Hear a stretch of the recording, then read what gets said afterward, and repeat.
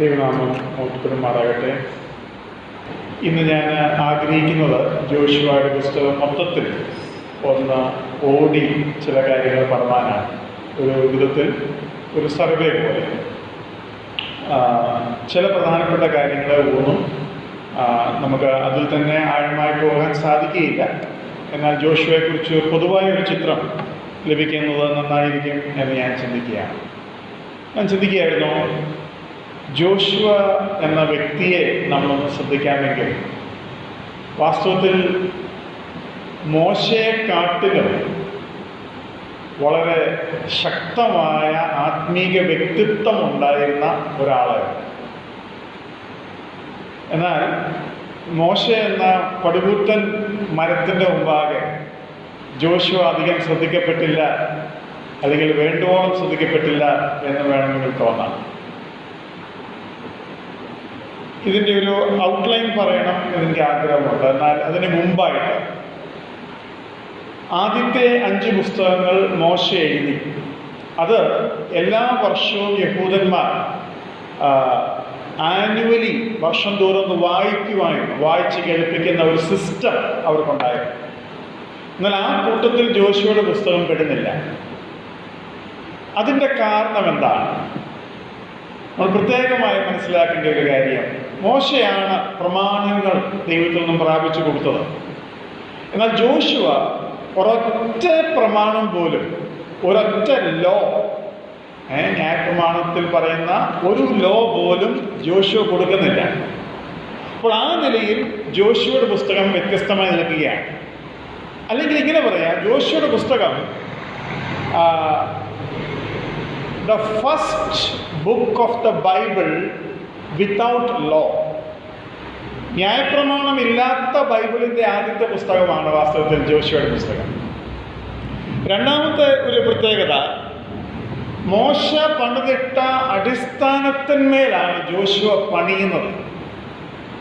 ചുരുക്കം പറഞ്ഞാൽ, പ്രമാണങ്ങളെ കൊണ്ട് മോശ നിറയുമ്പോൾ പ്രായോഗികതയെ കൊണ്ട് ജോഷുവ നിറയുന്നു എന്ന് വേണമെങ്കിൽ പറയാനായിട്ട് കഴിയും. ഇനി യഹൂദന്മാരെ സംബന്ധിച്ചോളം നമ്മൾ കാണുന്ന പോലെ അല്ല ജോഷുവയുടെ പുസ്തകത്തെ അവർ കാണുന്നത്. നമ്മൾ കാണുന്നത് ചരിത്ര പുസ്തകമായിട്ടാണ്. അടുത്ത 6 പുസ്തകങ്ങൾ ചരിത്ര പുസ്തകമായിട്ട് നമ്മൾ കാണുന്നത്. എന്നാൽ അവർ കാണുന്നത് ഫോർമർ പ്രോഫറ്റ്സ് ആയിട്ടാണ്, പ്രവാചകന്മാരായിട്ടാണ്. അപ്പോൾ യഹൂദന്മാർ കാണുന്ന കണ്ണോടുകൂടെ ജോഷുവയെ നോക്കുകയാണെങ്കിൽ ആ വ്യത്യാസം നമുക്ക് മനസ്സിലാവും. ഇല്ലെങ്കിൽ നമുക്കിതെല്ലാം ഇപ്പോൾ ഉൽപ്പത്തി, പുറപ്പാട്, ലേവ്യ, സംഖ്യ ഇതെല്ലാം ചരിത്രവുമായിട്ടും കൂടെ നമുക്ക് തോന്നാൻ സാധ്യതയുണ്ട്. എന്നാൽ അവരെ സംബന്ധിച്ചോളം ഫോർമൽ പ്രോഫറ്റ്സ് ആയിട്ടാണ് അത് വരുന്നത്. ഇനി ന്യായപ്രമാണം കൊണ്ട് നമുക്ക് ലഭിച്ചത് എന്താണ്?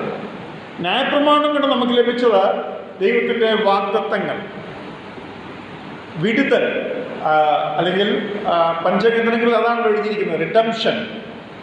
അതുപോലെ നിയമങ്ങൾ, അനുഗ്രഹത്തിൻ്റെ വഴി അല്ലെങ്കിൽ ശാപത്തിൻ്റെ വഴികൾ, അതുപോലെ അവരുമായിട്ടൊരു നിയമം ദൈവം സ്ഥാപിക്കുന്നു. എന്നാൽ ഈ ജോഷുവ മുതൽ മുമ്പോട്ടുള്ള പുസ്തകങ്ങൾ നോക്കുമ്പോൾ അതേ പ്രോമിസുകൾ നിറവേറുന്നതാണ് നമ്മൾ കാണുന്നത്. അപ്പോൾ നിറവേറുകളുടെ ഒരു പുസ്തകമാണ് ഈ പുസ്തകം. നീതിയോടെ ജീവിക്കുന്നവർക്ക് ദൈവം കൊടുക്കുന്ന പ്രതിഫലം നമുക്ക് അവിടെ കാണാനായിട്ട് കഴിയും.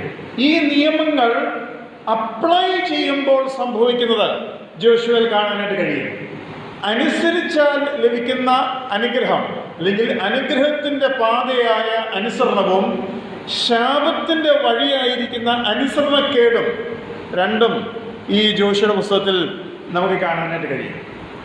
ജോഷുവയുടെ പുസ്തകം വരുമ്പോഴത്തേക്ക് ലിബറൽ തിയോളജിയന്മാർ വളരെ ശക്തിയുക്തം അതിനെ അവരുടെ നിലയിൽ വ്യാഖ്യാനിക്കാൻ ശ്രമിക്കും.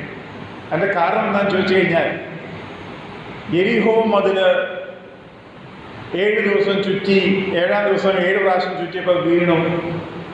അതിനേക്കാളും കുഴപ്പം പിടിച്ചതാണ്, സൂര്യനും ചന്ദ്രനും ഒരു ദിവസം അനങ്ങാതെ നിന്നു. അപ്പോൾ ഇവിടെ എല്ലാം ഈ ലിബറൽ തിയോളജിയൻസ് വന്നിട്ട് പറയും, ഇതെല്ലാം അനേക സത്യങ്ങൾ ഉൾക്കൊള്ളുന്ന മിഥ്യകളാണ്. അതായത് ഇങ്ങനൊന്നും സംഭവിച്ചില്ല, പക്ഷെ അതിനകത്തുനിന്നൊക്കെ ഒത്തിരി സത്യങ്ങൾ നമുക്ക് പഠിക്കാൻ പറ്റും. അങ്ങനെയാണ് ആദമും ഹൗവയും നോഹയും ഒക്കെ എന്ന് പറഞ്ഞു പോകാൻ അവർ ആഗ്രഹിക്കുന്നത്. എന്തിനാ ഈ ലിബറൽ തിയോളജിയൻസ് വന്നതെന്നറിയാമോ? അവർ വന്നത് ഒരു ശാസ്ത്രയുഗത്തിൽ ബൈബിളിനെ എങ്ങനെ പ്രസന്റ് ചെയ്യാം, എങ്ങനെ വയ്ക്കാം. ശാസ്ത്രയുഗത്തിൽ മനുഷ്യ മസ്തിഷ്കത്തിന് ബൈബിൾ അംഗീകാര യോഗ്യമാക്കാനുള്ളൊരു ശ്രമമാണ് അവർ നടത്തിയത്. പക്ഷെ അതുകൊണ്ട് വന്ന കുഴപ്പമെന്നറിയാമോ? ഇത്തരം ഫിലോസഫി പറയുന്ന എല്ലാവർക്കും ബൈബിളിൻ്റെ തന്നെ ഒരു മൂല്യം, ഒരു വാല്യൂ ലഭിക്കാൻ തുടങ്ങി. കാരണം ഈ ഫിലോസഫിക്കകത്ത് എന്തുണ്ട്? പല സത്യങ്ങൾ ഉണ്ട്. അതിന് അവർ പറയുന്ന ഒരു ഉദാഹരണം, യേശുക്രിസ്തു ഒത്തിരി പാരബിൾസ് പറഞ്ഞു, ഉദാഹരണങ്ങൾ പറഞ്ഞു, ഉപമകൾ പറഞ്ഞു. ഈ ഉപമകൾ വാസ്തവത്തിൽ സംഭവിച്ചതായിരിക്കില്ല, പക്ഷെ അതിനകത്തൊക്കെ ഒത്തിരി സത്യങ്ങളുണ്ട്. അതുകൊണ്ട് സത്യങ്ങൾ നിറഞ്ഞ പുസ്തകമാണ്, അല്ലാതെ ഇത് ശാസ്ത്രീയമായോ ചരിത്രപരമായോ അംഗീകരിക്കാൻ പെടുന്നതല്ല എന്നവർ പറയാനിടയായി. ഞാനിത് പറയാൻ കാരണം, നമ്മൾ ഈ അത്ഭുതങ്ങളെ കാണുമ്പോൾ അതിനെ എങ്ങനെയെങ്കിലുമൊക്കെ വിശദീകരിക്കാനുള്ള ശ്രമം നമ്മൾ നടത്തിയാൽ അപ്പാടെ പരാജയപ്പെടും. ഒന്നാമതായിട്ട് പരാജയപ്പെടുന്നതിൻ്റെ കാരണം, എന്തെല്ലാം വിശദീകരണങ്ങൾ കൊടുത്താലും അത് സംഭവിച്ച സമയം വിശദീകരിക്കാൻ പറ്റുന്നില്ല. അതായത് പുരോഹിതന്മാർ യോർദാന്റെ നദിയിൽ കാല് വെക്കുകയും ആ ബണ്ട് പോലെ യോർദാൻ നദി അവിടെ നിൽക്കുകയാണ്. നമ്മൾ മനസ്സിലാക്കണം, ഇത് അല്ലാതെ തന്നെ യോർദാൻ നദിയിൽ പലപ്പോഴും സംഭവിക്കാറുണ്ട്. അപ്പോൾ അവർ പറയും ഇതിങ്ങനെ മണ്ണിടിഞ്ഞ് വീണോ, കാരണം ഇതിങ്ങനെ വളഞ്ഞു പൊളഞ്ഞാണ് യോർദാൻ നദി പോകുന്നത്. അപ്പോൾ ഈ മണ്ണ്, ഇടയ്ക്കത്തെ മണ്ണ് ചില സമയത്ത് ഒരു ഡാം പോലെ അങ്ങ് ക്രോസ് ആകും. അപ്പം വെള്ളം കുറച്ച് നേരത്തേക്ക് നിൽക്കും, അത് കഴിഞ്ഞ് പൊടുന്നതിനെ ഒഴുകും. അത് അങ്ങനെ സംഭവിച്ചതാണെന്ന് അവർ പറയാൻ ശ്രമിക്കും. എന്നാൽ നമ്മൾ മനസ്സിലാക്കേണ്ടത്, ദൈവം ആഗ്രഹിക്കുന്ന സമയത്താണ് ഇവയൊക്കെയും സംഭവിച്ചത്. യെരിഹോ മതിൽ വീഴുന്നതിനെക്കുറിച്ചും അങ്ങനെയുള്ള വാദങ്ങളുണ്ട്. ഈ ശബ്ദം കൊണ്ട്, അതായത് ഇവിടെ പാടിയപ്പോൾ ശ്രദ്ധിക്കാം, ഇവിടെ അത്യാവശ്യം എല്ലാവർക്കും നല്ല ശബ്ദമുണ്ട്. ഞാൻ അത്രയും ഉറക്കം പാടിയാൽ എൻ്റെ കാര്യം പോക്കാം. അപ്പം ഒരു പ്രത്യേക നോട്ട് ഫ്രീക്വൻസിയിൽ പാടിയാൽ നമുക്ക് ഈ ട്യൂബ്ലൈറ്റിനെയും ബൾബിനെയും പൊട്ടിക്കാൻ പറ്റും. അതറിയാമോ? അതിനൊരു ഫ്രീക്വൻസി, അത് കണ്ടുപിടിക്കണം. ആ ഫ്രീക്വൻസി കണ്ടുപിടിച്ചാൽ, അത് നമ്മൾ തന്നെ ശബ്ദം ഉണ്ടാക്കി കണ്ടുപിടിക്കാൻ കഴിയും. കണ്ടുപിടിച്ചാൽ ഈ ബൾബിനെ പൊട്ടിക്കാം. അതായത് എബ്രോഡൊക്കെ അങ്ങനെ പൊട്ടിക്കാൻ കഴിവുള്ള പാട്ടുകാരുണ്ട്. ഗ്ലാസിൻ്റെ ട്യൂൺ കണ്ടുപിടിക്കണം, അതിൻ്റെ നോട്ട് കണ്ടുപിടിക്കണം. നോട്ട് കണ്ടുപിടിച്ചിട്ട് അതേ നോട്ടിൽ നമ്മൾ നിരന്തരം ശബ്ദം ഉണ്ടാക്കുകയാണെങ്കിൽ ആ ഗ്ലാസ് വൈബ്രേറ്റ് ചെയ്ത് കുറച്ച് കഴിയുമ്പോൾ ആ ഗ്ലാസ് പൊട്ടും. പട്ടാളക്കാർക്കൊരു നിയമം ഇങ്ങനെയുണ്ട്, പാലത്തിലൂടെ കടന്നു പോകുമ്പോൾ പ്രോപ്പർ മാർച്ചിങ് ചെയ്യത്തില്ല. പ്രോപ്പർ മാർച്ചിങ് ചെയ്തു കഴിഞ്ഞാൽ ലെഫ്റ്റ് റൈറ്റ് എന്ന് 100 പേര് പാലത്തിൽ അടിച്ചാൽ, അല്ലെങ്കിൽ കാല് വെച്ച് അടിച്ചാൽ പാലം ഒരേപോലെ വൈബ്രേറ്റ് ചെയ്യും. ആ വൈബ്രേഷൻ അധിക നേരം നിന്നാൽ ആ പാലം പൊട്ടിപ്പോകും. അതുകൊണ്ട് മാർച്ച് പാസ്റ്റ് പാലത്തിന്മേലാകുമ്പോൾ മിക്സ്ഡ് ആയിട്ട് ചെയ്യാനൊരു ഉപദേശം സാധാരണ നിലയിൽ നിലവിലുണ്ട്. ഞാൻ പറയാൻ ആഗ്രഹിച്ചത്, ഇങ്ങനെയൊക്കെ യെരിഹോ മതിലിന്റെ വീഴ്ചയെ വിശദീകരിക്കാൻ വേണമെങ്കിൽ നമുക്ക് ശ്രമിക്കാം.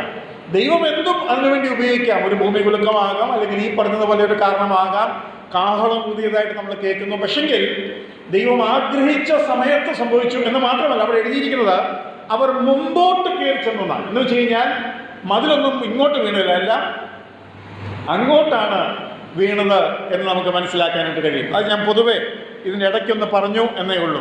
ജോഷുവയുടെ ഔട്ട്ലൈൻ വളരെ സിമ്പിളായിട്ട് തരാൻ ഞാൻ ശ്രമിക്കാം. വാസ്തവത്തിൽ ജോഷുവയുടെ പുസ്തകത്തിൽ 3 വാക്കുകൊണ്ട് വേണമെങ്കിൽ ജോഷുവയുടെ പുസ്തകത്തിനെ നമുക്ക് ഉൾക്കൊള്ളാൻ കഴിയും. ഒന്ന്, കമ്മീഷൻ. അവനെ എന്താ പറയുന്നത്, കമ്മീഷൻ ചെയ്യുക, നിയോഗം, അല്ലെങ്കിൽ അവനെ അതിലേക്ക് ആ ഒരു ദൗത്യം അവന് കൊടുക്കുകയാണ്. അത് കഴിഞ്ഞിട്ട് പിന്നെയുള്ളത് തൻ്റെ ഭരണം, അല്ലെങ്കിൽ തൻ്റെ നിയന്ത്രണത്തിൽ താൻ ആ കാര്യങ്ങൾ എങ്ങനെ ചെയ്യുന്നു എന്നുള്ളതാണ് കാണുന്നത്. The command of Joshua. ആദ്യം ദി കമ്മീഷൻ ഓഫ് ജോഷുവ, അത് കഴിഞ്ഞ് ദ കമാൻഡ് ഓഫ് ജോഷുവ. അതിനകത്ത് 3 കാര്യങ്ങൾ വരുന്നുണ്ട്. ഒന്ന്, കനാൻ നാട്ടിലേക്കുള്ള പ്രവേശനം, അതിനുശേഷം കനാൻ നാട്ടിൻ്റെ ഉള്ള ആക്രമണം, അതിനുശേഷം കനാൻ നാടിൻ്റെ വിഭജനം. അപ്പോൾ ഈ 3 കാര്യങ്ങളാണ് പ്രധാനമായിട്ടും ജോഷുവ അവിടെ ചെയ്യുന്നത്. 2-ാം അധ്യായം മുതൽ 22-ാം അധ്യായം വരെ ഈ സംഭവങ്ങളാണ് നടക്കുന്നത്. 1-ാം അധ്യായത്തിൽ ജോഷുവയെ നമ്മൾ നിയോഗിക്കുന്ന ഭാഗമാണ് കാണുന്നത്. പിന്നെ അവസാനമായി യോശുവയുടെ കമ്മിറ്റ്മെന്റ് 23-24 അധ്യായത്തിൽ ഞാനും എൻ്റെ കുടുംബവുമോ ഞങ്ങൾ യഹോവയെ സേവിക്കുന്നു. അപ്പോൾ ജോഷുവയുടെ പുസ്തകം മൊത്തത്തിൽ ഇത്രയേ ഉള്ളൂ. അതിനെ മനസ്സിൽ വെച്ചുകൊണ്ട് ഒരൊറ്റ ഇരിപ്പിന് വായിക്കാൻ സാധിച്ചാൽ ഏറ്റവും നല്ലത്, അല്ലെ ഒരു ദിവസം കൊണ്ടെങ്കിലും വായിക്കാൻ സാധിച്ചാൽ വളരെ നല്ലത്. നമുക്ക് വളരെ കാര്യങ്ങൾ തമ്മിൽ ഇണക്കുവാനായിട്ട് കഴിയും. പലപ്പോഴും 8-10 ദിവസം കൊണ്ട് ജോഷുവ തീർക്കുകയാണെങ്കിൽ സാധാരണ നിലയിൽ 24 ദിവസം എടുക്കുമായിരിക്കും. ഒരധ്യായമാണല്ലോ സാധാരണ ആൾക്കാർ വായിക്കുന്നത്. അങ്ങനെ വായിച്ചാൽ തമ്മിൽ ഇണക്കുവാൻ പലപ്പോഴും കഴിയാതെ പോകും എന്നാണ് ഞാൻ കരുതുന്നത്. ഇനി ഞാൻ അല്പം കൂടെ മുമ്പോട്ട് പോയിക്കോട്ടെ. ഇതിനകത്ത് പ്രധാനപ്പെട്ട 2 വാക്കുകൾ നമുക്ക് മനസ്സിൽ പിടിക്കാൻ കഴിയും. ഒന്ന്, മൊറാൽ, അവരുടെ മനോവീര്യം, ദൈവത്തിലുള്ള അവരുടെ ധൈര്യം. രണ്ടാമത് മൊറാലിറ്റി അല്ലെങ്കിൽ വിശുദ്ധി, വീര്യവും വിശുദ്ധിയും. നമ്മൾ ഈ 1-ാം അധ്യായത്തിൽ തന്നെ അതിനെക്കുറിച്ച് വായിക്കുന്നുണ്ട്. വേണമെങ്കിൽ ഒരു വാക്യം നമുക്ക് വായിക്കാം. യോശുവ 1:9 നോക്കിക്കേ. യോശുവ 1:9.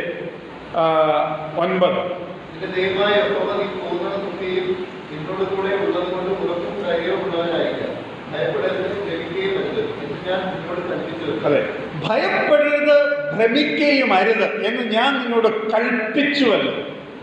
ജോഷുവ മുഴുവനും ഇതേലാണ് നിൽക്കുന്നത്.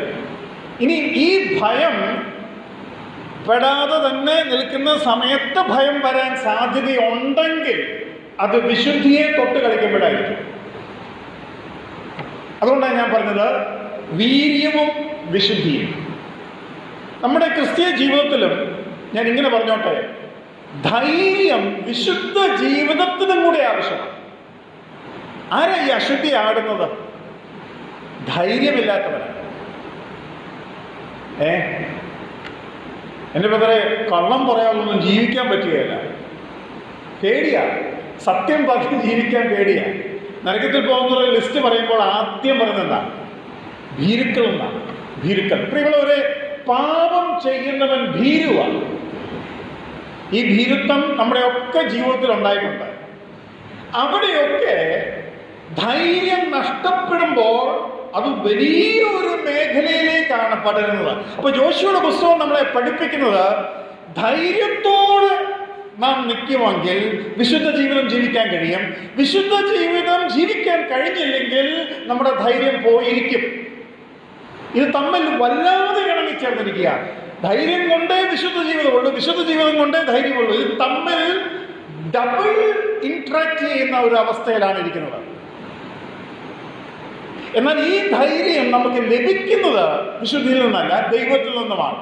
എന്നാൽ വിശുദ്ധി അതിനെ ഹനിക്കുവാൻ മതിയായ ഒരു ഫാക്ടറായിട്ടാണ് ഇരിക്കുന്നത്. Morale and morality. തുടങ്ങുമ്പോൾ തന്നെ ഒരു പക്ഷെങ്കിൽ നമുക്കൊരു, ആ വാക്ക് ഉപയോഗിക്കുന്നത് ശരിയാണെന്ന് പറഞ്ഞാൽ, പുച്ഛം തോന്നാൻ സാധ്യതയുള്ളൊരു കാര്യം ഇസ്രായേൽ മക്കൾ ജോഷുവയോട് പറയുന്നുണ്ട്. അത് വായിക്കാം. 16-17. 16-17, 1-ാം അധ്യായം 16-17.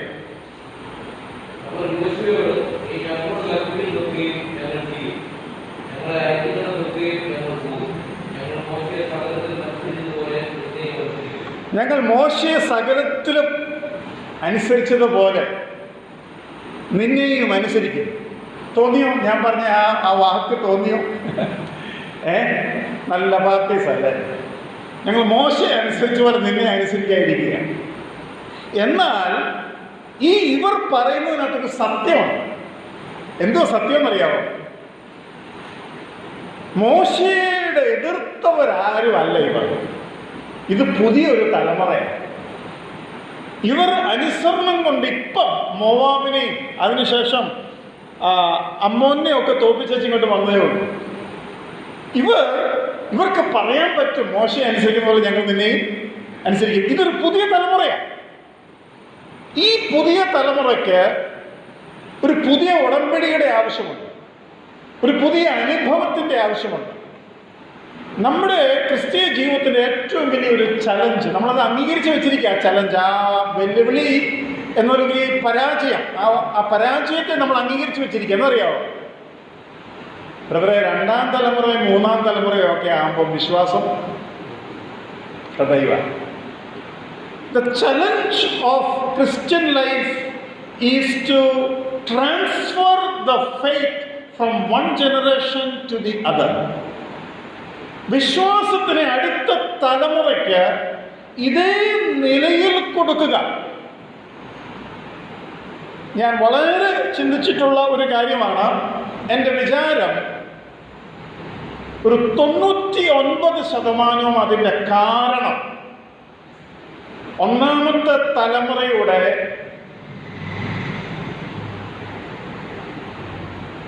പാപം ചെയ്യുവാൻ, ദൈവവചനത്തിനെതിരായി മറുതലിക്കുവാനുള്ള അവരുടെ ധൈര്യം ഈ 2ാം തലമുറ പല ഘട്ടങ്ങളിൽ കണ്ടു. ആ ഘട്ടങ്ങൾ അടുത്ത തലമുറയ്ക്ക് ധൈര്യം പകർന്നു അല്പം കൂടെ ചെയ്യാൻ. ദൈവഭയമുണ്ട് ഇല്ലെന്നല്ല, വിശുദ്ധ ജീവിതമുണ്ട് ഇല്ലെന്നല്ല. എന്നാൽ ഈ തലമുറ അടുത്ത തലമുറയ്ക്ക് ഇടയ്ക്കിടയ്ക്ക് കാണിച്ചു കൊടുക്കുന്ന ഒരു പോയിന്റ് ഉണ്ട്. എന്തുവാ? അല്പമൊക്കെ കുറ്റവും പിന്നെന്താ കുശുമ്പും കുന്നായ്മയും കള്ളവും ചതിയും അവിശ്വസ്തതയൊക്കെ ആകാം. അല്പം അവിടെ ഇവിടെ ഒരു ഒരു ഒരു ഡിപ്പ് അടിക്കുന്നുണ്ട്. അത് 2ാം തലമുറയ്ക്ക് മതിയായ സ്പാർക്ക് എന്ന് പറയാൻ കാരണം ഗ്യാസിന് നമ്മൾ എന്തോ കൊടുക്കുന്നത് ഒരടിയാണ്. എന്നാൽ 1ാം തലമുറയ്ക്ക് ഇത് ബാധകമല്ലേ? അല്ല. 1ാം തലമുറ അവരുടെ മാതാപിതാക്കളിൽ നിന്നും ഒന്നും പഠിച്ചില്ല. അവർ ദൈവത്തെ കണ്ടെത്തുകയായിരുന്നു. അവർ 2ാം തലമുറ എന്തുവാ ചെയ്യേണ്ടത്? Every generation should discover God four themselves. എല്ലാ തലമുറയും ദൈവത്തിനെ അവർക്കായി കണ്ടെത്തണം. അത്ഭുത ലോകത്തിലേക്ക് പ്രവേശിക്കണം. അയ്യോ, അങ്ങനെ ഒരു പ്രവേശനം ഉണ്ടാകണം. നമ്മൾ പലപ്പോഴും 2ാം തലമുറയെ പ്രവേശിപ്പിക്കുന്നത് 1ാം തലമുറയുടെ ലോകത്തേക്കാണ്. അവർ ദൈവത്തെ വ്യക്തിപരമായി കണ്ടെത്തി ആ വലിയ ലോകത്തിലേക്കല്ല പ്രവേശിക്കുന്നത്. ഈ ഭയം ഞാൻ സഹിതം ഇന്ന് വിശുദ്ധ ജീവിതം അല്ലെങ്കിൽ മാതൃകാ ജീവിതം ജീവിക്കുന്ന എല്ലാവരിലും ഉണ്ടാകണം. കാരണം നിങ്ങളിലൂടെ നിങ്ങളുടെ കുഞ്ഞുങ്ങൾ അരുതാത്തത് കണ്ടിട്ടുണ്ട്. അതവരെ ബാധിക്കും. എങ്ങനെ അതിൽ നിന്നും രക്ഷപ്പെടാം? ഒരു സമൂലമായ നീണ്ട സമയം മാതൃകയോടുകൂടെ നാം പറഞ്ഞതുപോലെ ജീവിക്കുവാൻ നമുക്ക് സാധിച്ചെങ്കിൽ അവർ ഒരു പക്ഷേ നമ്മളിൽ നിന്നും പഠിച്ച പാഠങ്ങളെ ഒന്ന് കറക്റ്റ് ചെയ്യാൻ സാധ്യതയുണ്ട്. ഇല്ലെങ്കിൽ അവർ നമ്മളെക്കാട്ടിലും മോശമായി മുമ്പോട്ട് പോകാനുള്ള സാധ്യതയാണ് നമുക്ക് കാണാൻ സാധിക്കുന്നത്. ഇനി ഈ പുതിയ തലമുറയ്ക്ക് റെഡ് സീ അല്ലെങ്കിൽ ചെങ്കടലിനെ വിഭാഗിച്ച കഥയൊന്നും അവർക്ക് കണ്ട് കേട്ട് പരിചയമില്ല. അവർ കേട്ട് പരിചയമുണ്ട്, കണ്ട് പരിചയമില്ല. അതുകൊണ്ട് അവർക്കൊരു യോർദാൻ നദിയുടെ അനുഭവം ആദ്യമേ കൊടുക്കുകയാണ്. ആദ്യമേ അതിൽ കൊടുക്കുക. അതായത് ഇസ്രായേലിന് ആദ്യം കിട്ടിയത് അതാ. അതേപോലെ ഇവർക്കും ആദ്യം അത് കൊടുത്തു. അതിനുശേഷം അകത്ത പ്രവേശത്തിന് ശേഷമാണ് അവർക്ക് പരിശോധന കൊടുക്കുന്നത്. വാസ്തവത്തിൽ ബുദ്ധി കൊണ്ട് ചിന്തിക്കുകയാണെങ്കിൽ യോർദാന്റെ അപ്പുറത്തേക്ക് കയറിയിട്ട് വേണോ പരിശോധന കൊടുക്കാൻ, അതോ അതിന് മുമ്പ് വേണോ പരിശോധന കൊടുക്കാൻ? മാനുഷികമായി ചിന്തിച്ചാൽ അകത്ത് കയറിയതിന് ശേഷം, യോർദാൻ നദി കടന്നതിന് ശേഷം പരിശോധനയേറ്റാൽ 10-20 ലക്ഷം ജനം അനങ്ങാൻ മേലാതെ നിൽക്കുക. അത് 20 ലക്ഷം അനങ്ങാൻ മേലെന്ന് പറയാൻ പറ്റത്തില്ല. സ്ത്രീകളും മറ്റും പ്രശ്നമില്ലല്ലോ. പുരുഷന്മാർക്ക് അനങ്ങാൻ പറ്റത്തില്ല. കുറഞ്ഞ പക്ഷം 3-4 ദിവസം അവർക്ക് ഒന്നും ചെയ്യാൻ പറ്റുന്നില്ല. വളരെ അപകടം നിറഞ്ഞ അവസ്ഥയിലാണ് അവർ യോർദാൻ നദി കടന്നതിന് ശേഷം പരിശോധന ഏൽക്കുക എന്ന് പറയുന്നത്. എന്നാൽ ദൈവം ആ നിലയിൽ ചെയ്യുവാൻ തീരുമാനിക്കുമ്പോൾ നാം മനസ്സിലാക്കേണ്ട ഒരു കാര്യം, നമ്മുടെ യുക്തിക്ക് ശരിയായ ഒരു സ്ഥാനമുണ്ട് എങ്കിലും വിശ്വാസം അതിൻ്റെ സ്ഥാനത്തെ മാറ്റി വെക്കും. അപ്പോൾ നമ്മുടെ യുക്തി നമുക്ക് വേണ്ടെന്നല്ല യോശുവ പഠിപ്പിക്കുന്നത്. ആ യുക്തി ദൈവത്തിൽ വരുമ്പോൾ അതിന് വേറൊരു സ്ഥാനം കണ്ടെത്താൻ നമുക്ക് സാധിക്കണം. അതാണ് ആ പരിശോധനയുടെ സംഭവം നമ്മളെ കാണിക്കുന്ന ഒരു കാര്യം. അവിടെ വേറൊരു വാക്ക് ഉപയോഗിക്കുന്നുണ്ട്. ആ വാക്ക് റോൾഡ് ഓഫ്, അല്ലെങ്കിൽ നിന്നെ ഉരുട്ടിക്കളഞ്ഞു എന്ന വാക്കാണ്. ഒന്ന് വായിക്കാം. യോശുവ 5:9.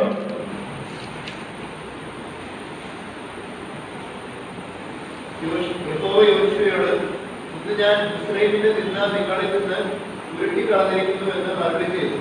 അതുകൊണ്ട് ആ സ്ഥലത്തിന് ഇന്നുവരെ ഗിൽഗാൽ ഉരുൾ എന്ന് പേര് പറയുന്നു. ഉരുട്ടിക്കളഞ്ഞു. മുസ്ലിം സഹോദരന്മാരോട് സുവിശേഷം പറയുമ്പോൾ വളരെ പ്രയോജനപ്പെടുന്ന ഒരു കാര്യമാണ് ഞാനിപ്പോൾ പറയാൻ പോകുന്നത്. അതും ഈ സത്യവും കൂടെ ചേർത്ത് മനസ്സിലാക്കുമ്പോൾ നമുക്ക് പരിച്ഛേദന കൊണ്ട് ദൈവം ഉദ്ദേശിക്കുന്ന ഒരു ഉയർന്ന തലം നമുക്ക് മനസ്സിലാകും.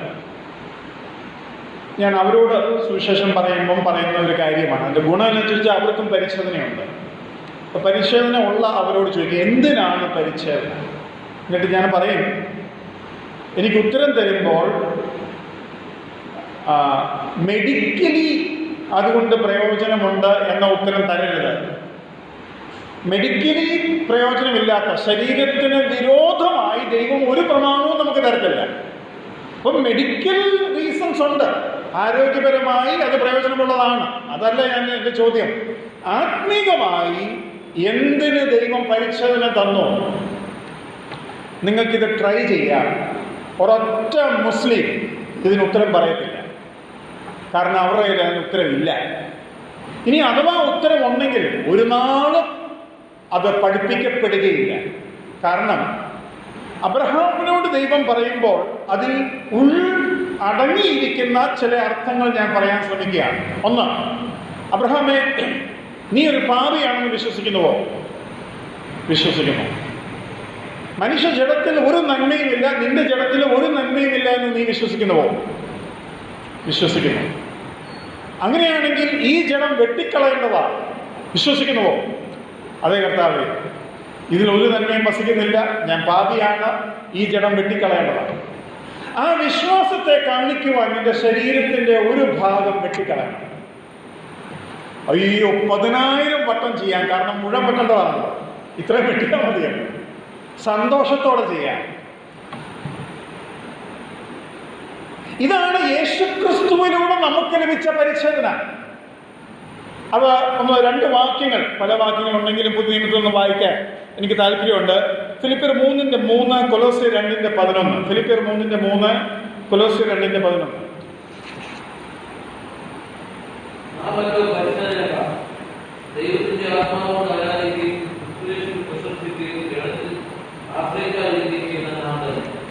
അതിനകത്ത് എല്ലാം പറഞ്ഞു. ഭയങ്കര ഒരു വാക്യമുണ്ടോ, പറയേണ്ടതെല്ലാം ആ ഒരൊറ്റ വാക്യത്തിൽ പറഞ്ഞാൽ.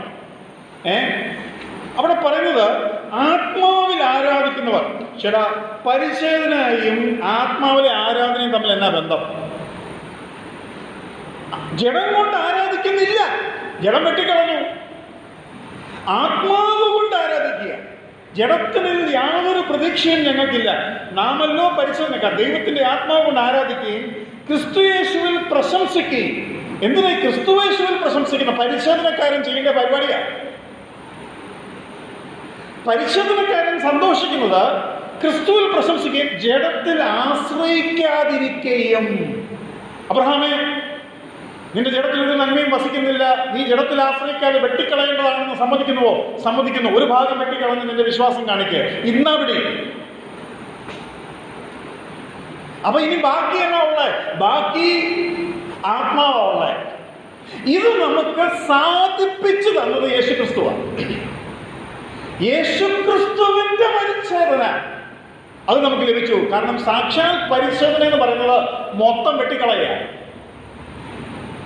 ആരോ ഒരു മുസ്ലിം ആയതിനു ശേഷം കുറച്ചു നാൾ കഴിഞ്ഞപ്പോൾ പുള്ളിക്ക് തിരിച്ച് ഹിന്ദു ആകും. അപ്പൊ അദ്ദേഹത്തോട് പറഞ്ഞു, സാറേ, ആകാൻ ശരീരത്തിന്റെ ഒരു ഭാഗം വെട്ടിയാൽ മതി, പോകാൻ തല വെട്ടും ഞങ്ങൾ. ഞാൻ പറയാൻ ആഗ്രഹിച്ച കാര്യം, ഇവിടെ പറയുന്നത് നാമല്ലോ പരിശോധനക്കാർ, സാക്ഷാൽ പരിശോധനക്കാർ, ദൈവത്തിന്റെ ആത്മാവ് കൊണ്ട് ആരാധിക്കുകയും ക്രിസ്തുവേശ്വരൻ പ്രശംസിക്കുകയും ജഡത്തിൽ ആശ്രയിക്കാതിരിക്കുകയും ചെയ്യുന്ന നാം തന്നെ. ഇത് മൂന്നും ബന്ധപ്പെട്ടിരിക്കുക. അപ്പൊ ഞാൻ ഇവരോട് പറയും, സാക്ഷാൽ പരിശോധന ഒരു നാളും നിന്നെ പഠിപ്പിക്കത്തില്ല. പഠിപ്പിച്ചാൽ ഇത് എവിടുന്ന് കിട്ടുമെന്ന് നീ ചോദിക്കും. എവിടുന്ന് കിട്ടുമെന്ന് ചോദിച്ചാൽ നിനക്ക് വേണ്ടി ഒരുവൻ ക്രൂശിൽ മരിച്ചേ പറ്റുകയുള്ളൂ എന്ന് വരും എങ്കിൽ നീ ക്രിസ്തുവിൽ എത്തിച്ചേരും. അതുപോലെ ഇവർക്ക് ബക്രീദുണ്ട്, ഇവർക്ക് യാഗങ്ങളുണ്ട്. അടുത്ത ചോദ്യം ഞാൻ ചോദിക്കുന്നത് ഇങ്ങനെയാണ്: നിങ്ങൾ ഇസ്മായിൽ യാഗം കഴിക്കപ്പെട്ടു എന്ന് വിശ്വസിക്കുന്നു, ഞങ്ങൾ ഇസ്ഹാക്ക് യാഗം കഴിക്കപ്പെട്ടു എന്ന് വിശ്വസിക്കുന്നു. സാരമില്ല, യാഗം കഴിച്ചോ? യാഗം കഴിച്ചു. യാഗം എന്തിന്? രക്തം ചൊരിയാതെ പാപത്തിന് വിമോചനമില്ല.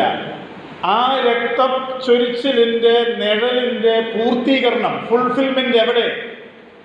നിങ്ങൾക്ക് കിട്ടിയത് ടോക്കൺ മാത്രം. ഈ ടോക്കൺ മെസ്സിൽ കാണിച്ചാൽ അവർ ആഹാരം തരും. ഈ ആഹാരം നിങ്ങൾ ചോദിക്കുന്നേയില്ല. ഈ ടോക്കണും പൊക്കിപ്പിടിച്ച് അങ്ങ് സന്തോഷിക്കുക, വയറ് കാലിയ. ഇങ്ങനെ 5 ചോദ്യങ്ങൾ അവരോട് ചോദിക്കാൻ കഴിയും. 5ഉം നമ്മൾ രണ്ടുപേരും വിശ്വസിക്കുന്നതാണ്. അതാണ് എൻ്റെ പ്രത്യേകത. പോട്ടെ, ഞാൻ മുമ്പോട്ട് പോകാൻ ആഗ്രഹിക്കുകയാണ്. അടുത്ത വാക്യം കൂടെ ഒന്ന് വായിക്കാം. കൊലോസ്യർ 2:11. കൊലോസ്യർ 2:11.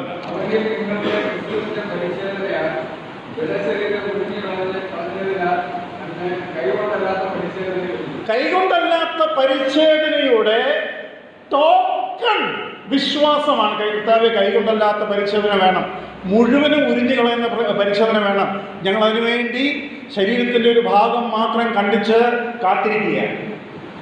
അതാണ് യഹൂദന്റെ വിശ്വാസം. അവിടെയാണ് പൗലോസ് പറയുന്നത് സാക്ഷാൽ പരിശോധന ക്രിസ്തു മുഖാന്തരം ലഭിച്ചിരിക്കുന്നു.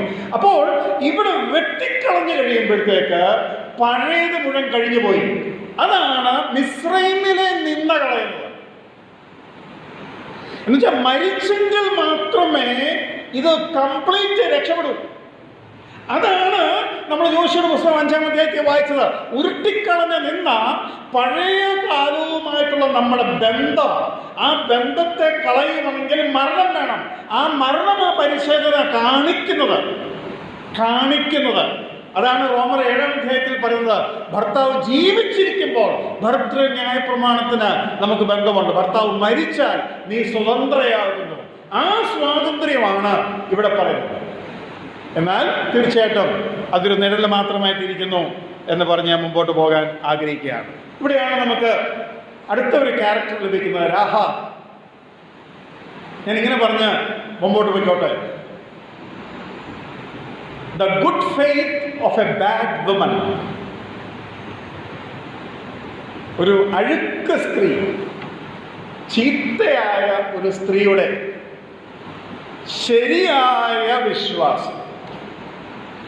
നമ്മൾ ഒട്ടും പ്രതീക്ഷിക്കാത്ത ചില മേഖലകളിലാണ് ദൈവം വിശ്വാസത്തെ കണ്ടെത്തുന്നത് ആ ശമരിയ സ്ത്രീയിൽ. എന്നാൽ നീ ഒരു നല്ല വ്യക്തിയാണെങ്കിൽ പലപ്പോഴും ഈ വിശ്വാസം ഒന്ന് കിളിച്ചു വരാൻ വലിയ പാടാണ്. എനിക്കൊരു നല്ല ഭക്തനായിരിക്കുന്ന ഒരു ഡോക്ടറിനെ അറിയാം. അദ്ദേഹത്തിൻ്റെ മാതാവ് അല്ലെങ്കിൽ അദ്ദേഹത്തിൻ്റെ പപ്പ രക്ഷിക്കപ്പെട്ടിട്ടില്ല. അപ്പം ആ മാതാവ് രക്ഷിക്കപ്പെട്ടതാണ്. ആ മാതാവ് എന്നോട് പറഞ്ഞ വാക്കാ അതിശയിച്ചു പോകും. എൻ്റെ മോനെ, പപ്പ, അതായത് ഈ ഡോക്ടറിൻ്റെ പപ്പ, ഈ ഇത്രയും വർഷത്തിൽ ഒരു പ്രാവശ്യം പോലും എന്നെ വഴക്ക് പറഞ്ഞിട്ടില്ല. അങ്ങനെ ആരെങ്കിലും ഭർത്താക്കന്മാരുണ്ടോ?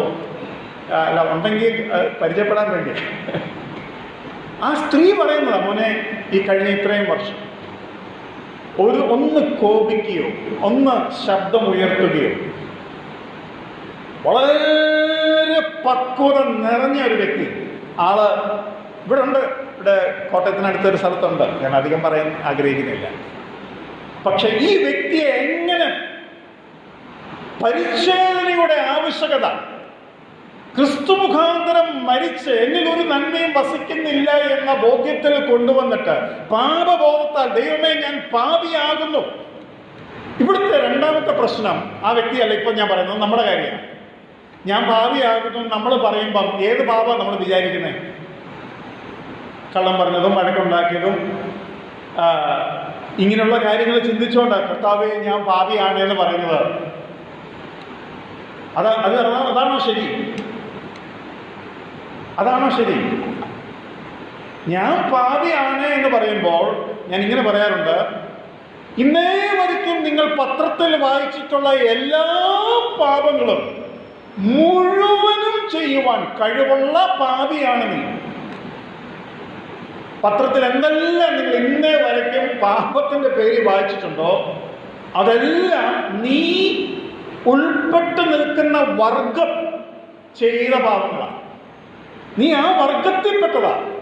ഇപ്പൊ കാക്കയാണെങ്കിൽ അമേരിക്കയിലെ ഒരു കാക്കയെ പിടിച്ച് പഠിച്ചാൽ മതി, കേരളത്തിന്റെ കാക്കയും സെയിം ആയിരിക്കും. സിംഹത്തെ പഠിക്കാനാണെങ്കിൽ ഏതെങ്കിലും ആഫ്രിക്കൻ കൺട്രിയിൽ പോയി സിംഹത്തിന്റെ പുറകെ നടന്ന് അതിനെ പഠിച്ചാൽ മതി. ഇന്ത്യൻ സിംഹവും അതുപോലെ തന്നെയാണ്. മനുഷ്യവർഗമായത്. പ്രിയമുള്ളവരെ, ഞാൻ നിങ്ങളെ സഹായിക്കാൻ വേണ്ടി പറയുക, പത്രം വായിച്ചൊരു വ്യക്തിക്ക് സ്വയത്തെ കാണാൻ സാധിച്ചാൽ നന്നായിരിക്കും. പത്രം മുഴുവൻ തരുമെന്ന് പറയുന്നില്ല, അതിനെക്കാട്ടിലും അപ്പുറമാണ് ഞാൻ. അപ്പോൾ ദൈവം പറയുന്ന പാപി ആരാ? ജന്മന നമ്മളിലുള്ള എല്ലാ പാപത്തിന്റെ വിത്ത് അത് കിളിച്ചിട്ടുണ്ടോ, അത് വളർന്നിട്ടുണ്ടോ, അത് ഫലം കായ്ച്ചിട്ടുണ്ടോ എന്നല്ല വിഷയം. അതാണ് ഞാൻ. അങ്ങനെ ഞാൻ പാപിയാണ്, ഞാൻ പാപിയാണെന്ന് പറഞ്ഞൊരു വ്യക്തി വാസ്തവത്തിൽ രക്ഷിക്കപ്പെടുമ്പോൾ ആ ബോധത്തിൽ വരണം. അതിനാണ് ബൈബിൾ പറയുന്നത് പരിശുദ്ധാത്മാവിന്റെ പാപത്തെക്കുറിച്ച് ബോധ്യം വരുന്നത്. സുവിശേഷകനല്ല.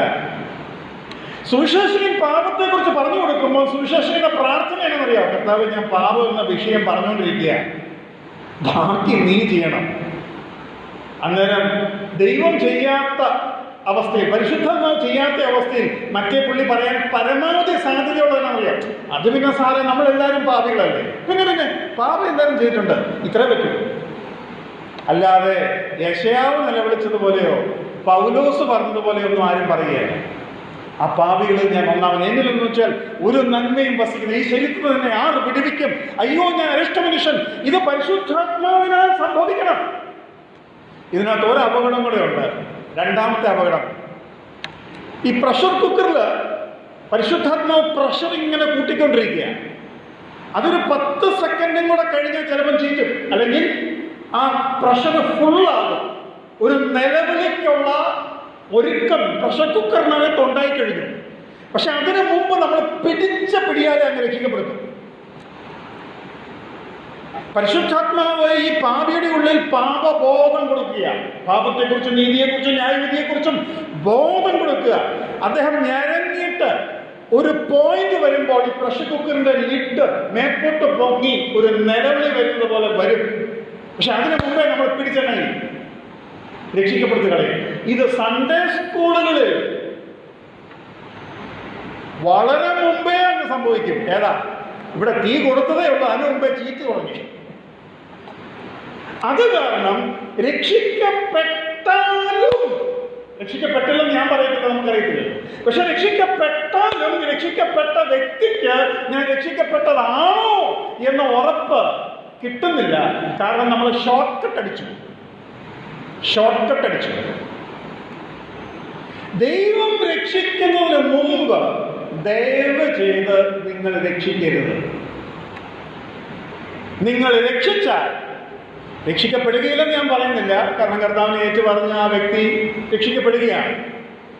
എന്നാൽ ആ വ്യക്തി ജീവാന്ത്യം വരെ ഒരു ഹെസിറ്റ് ആണോ, രക്ഷിക്കപ്പെട്ടോ, ഇതിങ്ങനെ കിടക്കും. ഇനി ഇങ്ങനെയുള്ള വ്യക്തികളുടെ ജീവിതത്തിൽ സമൂലമായ മാറ്റം കാണാനും ഇങ്ങനെയുള്ള വ്യക്തികൾ എഴുന്നേറ്റ് എനിക്ക് സ്ഥാനപ്പെടണമെന്ന് പറയുമ്പോൾ മൂപ്പന്മാർക്ക് നേരെ പോയി സ്ഥാനപ്പെടുത്താനും പറ്റുകയില്ല. എന്നാ കാര്യം?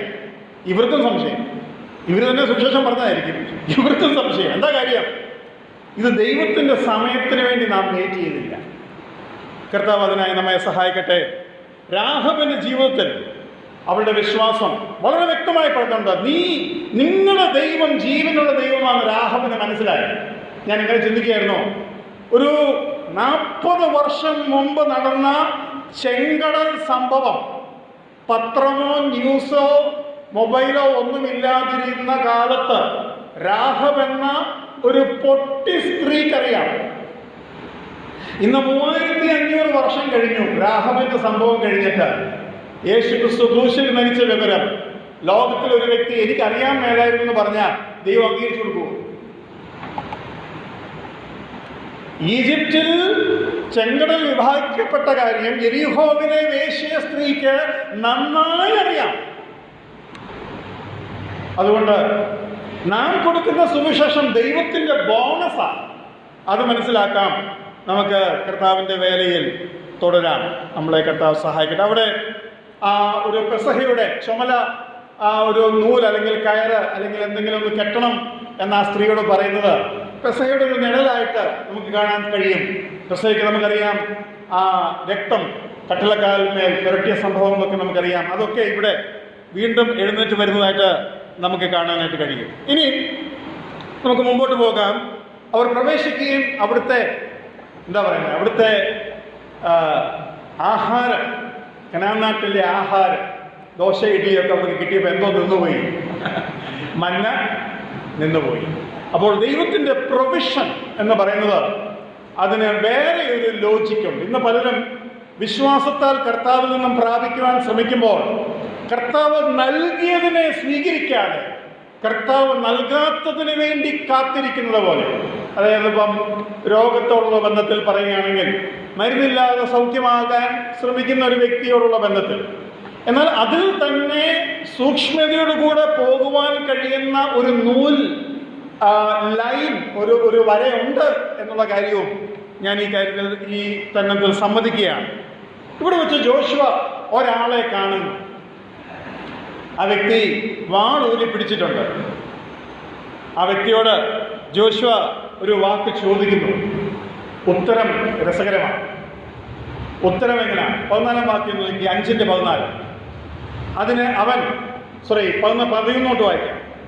13:14.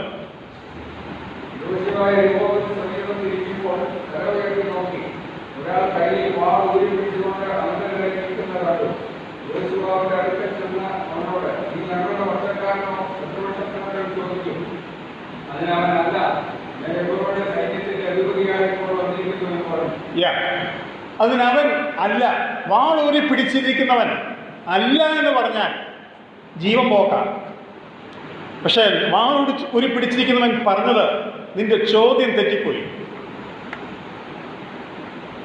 ഞാൻ ആരുടെ പക്ഷക്കാരനല്ല നീ ചോദിക്കേണ്ടത്, നീ ആരുടെ പക്ഷക്കാരൻ എന്നാണ് നീ പറയേണ്ടത്. പീലാത്തോസ് ചോദിച്ചു, സത്യം എന്നാൽ എന്ത്? അത് തെറ്റായ ചോദ്യമാണ്. സത്യം ആരാണെന്ന് വേണമായിരുന്നു പീലാത്തോസ് ചോദിക്കാൻ. അപ്പോൾ എന്ന് പറഞ്ഞതുപോലെ നോ, യഹോവയുടെ സൈന്യത്തിൻ്റെ അധിപതിയായിട്ട് ഞാൻ വന്നിരിക്കുന്നു. ഇത് യേശുക്രിസ്തു ആണെന്ന് നാം വിശ്വസിക്കുന്നു. അതിൻ്റെ കാരണം ഒന്നാമത് അവിടെ എഴുതിയിരിക്കുന്നത് സാഷ്ടാംഗം വീണ് നമസ്കരിച്ചു. അവനോട് കർത്താവ് എന്ന സംബോധന ജോഷുവ ചെയ്യുന്നു. 5-ാം വാക്യം, യഹോവയുടെ സൈന്യത്തിൻ്റെ അധിപതി യോശുവയോട് നിന്റെ കാലിൽ നിന്നും ചെരുപ്പ് അഴിച്ചു കളക. ഇതൊരിക്കലും ഒരു ദൂതൻ പറയേണ്ട വാക്കല്ല. നീ നിൽക്കുന്ന സ്ഥലം വിശുദ്ധമാകുന്നു എന്ന് പറഞ്ഞു. യോശുവ അങ്ങനെ ചെയ്തു. അത് യേശുക്രിസ്തുവിൻ്റെ പഴയ നിയമ പ്രത്യക്ഷതയിൽ ഒന്നായിരുന്നു എന്ന് നമുക്ക് ന്യായമായും ചിന്തിക്കാൻ കഴിയും. 2 നഗരങ്ങൾ പിന്നീട് നമ്മൾ കാണുകയാണ്, യെരിഹോവും ആയി പട്ടണവും. ഞാനത് ഒരുമിച്ച് പറയാൻ കാരണം ധാരാളം സ്ഥലം ജോഷുവയുടെ പുസ്തകത്തിൽ ഈ 2 നഗരങ്ങളോടുള്ള ബന്ധത്തിൽ എടുത്തിട്ടുണ്ട്. ജോഷുവയുടെ പുസ്തകം എഴുതുമ്പോൾ ഈ 2 നഗരത്തിന് ധാരാളം ഇടം കൊടുക്കുന്നത്, enough space for the 2 cities. അതിന്റെ കാരണം 1 example for each case is sufficient for the whole history. ഒരു നല്ല എക്സാമ്പിൾ ദൈവം സെറ്റ് ചെയ്യുക. വിശ്വാസം, അനുസരണം യെരിഹോ. അവിശ്വാസം, അനുസരണക്കേട് ആയി പട്ടണം. ഒന്ന് നെഗറ്റീവ് ആണെങ്കിൽ ഒന്ന് പോസിറ്റീവ് ആയിരുന്നെങ്കിൽ മറ്റൊന്ന് നെഗറ്റീവാണ്. ഞാൻ പറയുന്നത് അനനിയാസും സഫീറയും അങ്ങനെയൊരു ഉദാഹരണമാണ് പുതിയ നിയമത്തിൽ തരുന്നത്. ഇന്ന് അങ്ങനെ സംഭവിക്കുന്നുണ്ടോ? ഞാൻ ചോദിച്ചോട്ടെ, അതിനുശേഷം എത്ര ആഖാന്മാർ ഇസ്രായേലിൽ ഉണ്ടായിട്ടുണ്ടാവും? അങ്ങനെ സംഭവിക്കുന്നില്ല. പക്ഷേ ദൈവിക അഭിപ്രായം ആ പാപത്തിനോടുള്ള ബന്ധത്തിൽ അത് തന്നെയാണ് മരണയോഗ്യം. നാം മനസ്സിലാക്കണം, ദൈവവചനത്തിൽ വളരെ വ്യക്തമായി ഒരിക്കൽ ഒരു കാര്യം പറഞ്ഞാൽ അത് എപ്പോഴും തെളിയിച്ചുകൊണ്ടിരിക്കേണ്ട ആവശ്യകത ദൈവത്തിനില്ല. നാം അത് ഒരു ഭയനിർദ്ദേശമായി ഉൾക്കൊണ്ട് അത് സംഭവിക്കാതെ ഇരിക്കുമ്പോൾ തന്നെ സംഭവിച്ചതുപോലെയുള്ള ഭയം നമ്മുടെ ഉള്ളിൽ ഉണ്ടാകേണ്ടത് ആവശ്യമാണ് എന്ന് ഞാൻ ചിന്തിക്കുകയാണ്. അവിടെ എനിക്കിഷ്ടപ്പെട്ട, ഞാൻ വളരെ ഊന്നുന്ന ഒരു കാര്യമുണ്ട്. ആഖാന്റെ പാപത്തെക്കുറിച്ച് പറയുമ്പോൾ ആഖാൻ പാപത്തെക്കുറിച്ച് പറയുന്ന വ്യക്തത 7:19 വായിച്ചു. 7:19, യോശുവ 7:19. യോശുവ ആഖാനോട്, മകനെ, ഇസ്രായേലിന്റെ ദൈവമായ യഹോവയ്ക്ക് മഹത്വം കൊടുത്ത് അവരോട് ഏറ്റു പറഞ്ഞ, നീ എന്ത് ചെയ്തു എന്ന് പറഞ്ഞ, എന്നോട് മറച്ചു വെക്കരുത് എന്ന് പറഞ്ഞു. മുമ്പോട്ട്. ആഖാൻ യോശുവയോട്, ഞാൻ ഇസ്രായേലിന്റെ ദൈവമായ യഹോവയോട് പിഴച്ച് ഇന്നത് ചെയ്തിരിക്കുന്നു സത്യം. ഞാൻ കൊള്ളയുടെ കുടുംബത്തിൽ വിശേഷമായ ഒരു ആഭിമുഖ്യം മതി. അപ്പോൾ നമുക്ക് തുടർന്നുള്ള കാര്യങ്ങൾ അറിയാവുള്ളൂ, അല്പം സമയം ലാഭിക്കാൻ വേണ്ടി. പാപം ഏറ്റു പറയുമ്പോൾ 2 കാര്യങ്ങളാണ് പറയുന്നത്. ഒന്ന്, ഏത് പാപത്തെക്കുറിച്ചാണ് പറയുന്നത്? നമ്മളെല്ലാവരും പാപം ഏറ്റു പറയുമ്പോൾ ഒരു ഹോൾസെയിൽ ഏറ്റുപറച്ചിലാണ്. കർത്താവ് എല്ലാ പാപവും ക്ഷമിച്ചേക്കണേ, അതിന് ദൈവം തയ്യാറാ. പക്ഷെങ്കിൽ ഏത് പാപത്തെക്കുറിച്ചാണ് നീ പറയുന്നത് എന്ന പ്രശ്നം അവിടെ ഉണ്ട്. എന്താ പ്രശ്നം എന്നറിയാമോ? പല പാപങ്ങളും നാം പാപമായി അംഗീകരിച്ചിട്ടേ ഇല്ല. പിന്നെന്ത് ചെയ്യും? ഞാനൊരു സഹോദരൻ തെറ്റിപ്പോയി കഴിഞ്ഞപ്പോൾ അദ്ദേഹത്തോട് അദ്ദേഹത്തിൻ്റെ പാപത്തെക്കുറിച്ച് പറഞ്ഞു. അദ്ദേഹം എൻ്റെ മുന്നിൽ സമ്മതിച്ചിട്ട് വീട്ടിൽ പോയി ഒരു 5 മിനിറ്റ് കഴിഞ്ഞപ്പോൾ ഫോൺ ചെയ്ത് പറഞ്ഞു, ബ്രദർ പറഞ്ഞു ഒന്നും ഞാൻ സമ്മതിച്ചിട്ടെന്ന് പറഞ്ഞു. ആയിക്കോട്ടെ, ഇവിടെ സമ്മതിച്ചതാ. വീട്ടിൽ ചെന്നിട്ട് പറഞ്ഞു ഒന്നും സമ്മതിച്ചില്ലെന്ന് പറഞ്ഞു. ആയിക്കോട്ടെ. അടുത്ത ആഴ്ച സഭയിൽ വന്നിട്ട് പറഞ്ഞു, എൻ്റെ പാപമെല്ലാം ക്ഷമിച്ചേക്കണേ.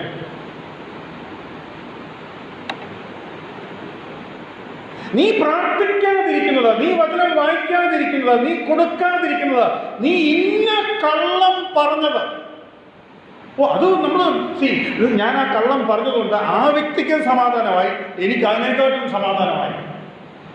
അപ്പൊ നീ ഈ കള്ളം പറഞ്ഞതിനെ കള്ളമായി സമ്മതിക്കുന്നില്ല. ഇല്ല, രാത്രി ചെന്നിട്ട് കർത്താവെ പാപം എല്ലാം ക്ഷമിക്കണമെന്ന് പറഞ്ഞാൽ കർത്താവ് തയ്യാറാ.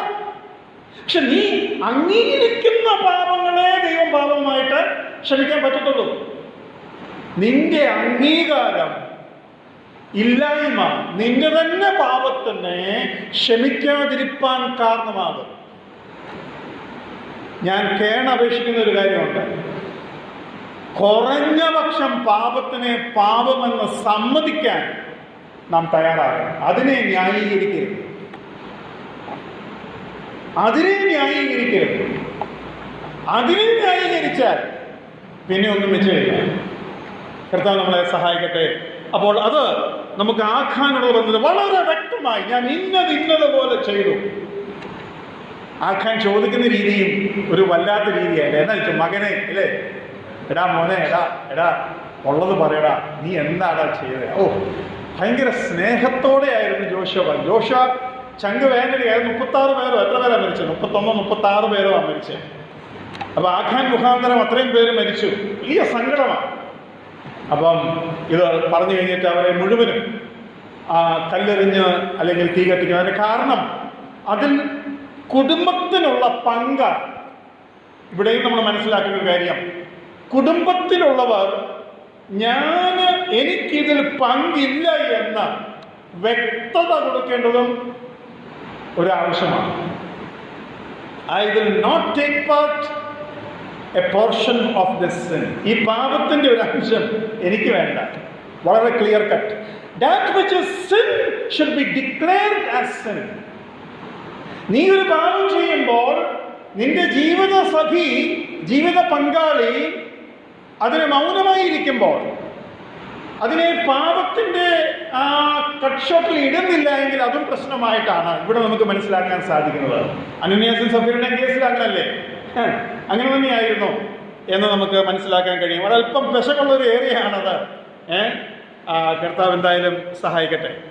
വീണ്ടും എനിക്ക് വളരെ താല്പര്യമുള്ളൊരു വിഷയമുണ്ട്. ഇതെനിക്ക് മിനിമം ഒരു 7 to 8 hours വേണ്ടിയ ഒരു വിഷയമാണ്. അതെന്താണെന്ന് ചോദിച്ചു കഴിഞ്ഞാൽ ഡൊമീനിയൻ എന്ന് പറയുന്ന വിഷയമാണ്. അതിലൊരു വാക്ക് മാത്രം ഇവിടുന്ന് എടുത്ത് ഞാൻ പറയാൻ ആഗ്രഹിക്കുന്നു. 10:24 നമുക്ക് നോക്കാം. 10:24. രാജാക്കന്മാരുടെ കഴുത്തിൽ കാൽ വെച്ചിരുന്നു പറഞ്ഞു. അടുത്ത ദിവസം അവരുടെ കഴുത്തിൽ കാൽ വെച്ചു. ഈ കഴുത്തിൽ എന്തിനാ കാല് വെക്കുന്നത്? ആവർത്തനം 28:13 ദൈവത്തിന് ഇസ്രായേൽ മക്കളെ കുറിച്ചുള്ള തന്റെ ആഗ്രഹമാണ്. എന്നറിയാമോ? ഒന്ന് വായിക്കാമോ? ആവർത്തനം 28:13. ഞാനിന്ന് നിന്നോട് ആജ്ഞാപിക്കുന്നതിന് ദൈവമായ യഹോവയുടെ കൽപ്പനകൾ കേട്ട് പ്രമാണിച്ചു നടന്നാൽ യഹോവ നിന്നെ വാലല്ല തലയാക്കും. നീ ഉയർച്ച തന്നെ പ്രാപിക്കും, താഴ്ച പ്രാപിക്കുകയില്ല. നീ വാലല്ല തലയാക്കും, ഉയർച്ച തന്നെ പ്രാപിക്കും. ദൈവത്തിന്റെ ആഗ്രഹം ദൈവ മക്കൾ തലയായിരിക്കണമെന്നാണ്. ഈ തലയായിരിക്കണം എന്ന് പറയുമ്പോൾ ഒന്നാമത് നിന്റെ നേരത്തെ പറഞ്ഞ വീര്യവും വിശുദ്ധിയും. അപ്പോൾ രാജാക്കന്മാർ, അടിമകളായിരിക്കുന്നവർ, അവരുടെ രക്തത്തിന്റെ ഉള്ളിൽ കലർന്നു കിടക്കുന്ന ഒരു സാധനമാണ് ഈ അടിമത്തം എന്ന് പറയുന്നത്. അവരെ ശരിക്കെന്ന് പറഞ്ഞാൽ ഏമാനി എന്ന് പറഞ്ഞു പോകുക എന്ന് പറഞ്ഞു കഴിയുമ്പോഴത്തേക്ക് ഇവൻ തിരിച്ച് ഏമാനാവും, ഇല്ലേ? അപ്പോൾ അതിൽ നിന്നും അവൻ തലയാകണം. അപ്പം രാജാക്കന്മാരെ തോൽപ്പിച്ചിട്ട്, കാരണം ഇവർ 5 പേര് ഒരുമിച്ച് ചേർന്ന് യുദ്ധം ചെയ്ത ഇത് ജയിക്കാൻ ഒരു സാധ്യതയില്ലാത്തൊരു യുദ്ധമാണ്. അപ്പൊ ജയിച്ചു കഴിഞ്ഞിട്ട് എന്തുവാ ജോഷുവ ആഗ്രഹിക്കുന്നത്? എന്തുവാ ദൈവം ആഗ്രഹിക്കുന്നത്? നിന്റെ മനസ്സ് ഭീരുവിറ്റ മനസ്സാകാൻ പാടില്ല. പാപത്തിനോട് പോരാടുവാൻ നിനക്ക് ധൈര്യമുണ്ടോ? നിന്റെ വീര്യവും ഒക്കെ സഹോദരന്മാരോട് കാണിക്കും, സഹോദരിയോട് കാണിക്കും, ഭാര്യയോട് കാണിക്കും, മക്കളോട് കാണിക്കും. പക്ഷെ നിന്റെ വീര്യവും നിനക്ക് ധൈര്യമുണ്ടെങ്കിൽ പാപത്തിനെതിരെ ഒന്ന് കാണിക്കുക. നീ കാല് വെക്കാവോ? എന്റെ ബ്രദറെ, രാജാവല്ലേ, നമ്മൾ ഓക്കെ, നിങ്ങളങ്ങ് കൊന്നോ, ഞാനെന്തിനാ വെറുതെ കാല് വെക്കുന്നത്? നമ്മൾ നോട്ടപ്പുള്ളി ആവണ്ട. കാല് വെക്കണം. മുപ്പന്മാരെല്ലാം വിളിച്ചോണ്ട് വന്നു. 5 എണ്ണത്തിന്റെ മാറ്റി കാല് വെക്കും. ഒന്ന് പ്രായോഗികമായിട്ട് ചിന്തിച്ചേ. അവരെങ്ങനെയാ ചെയ്തത്? ഒന്ന് വെച്ചു.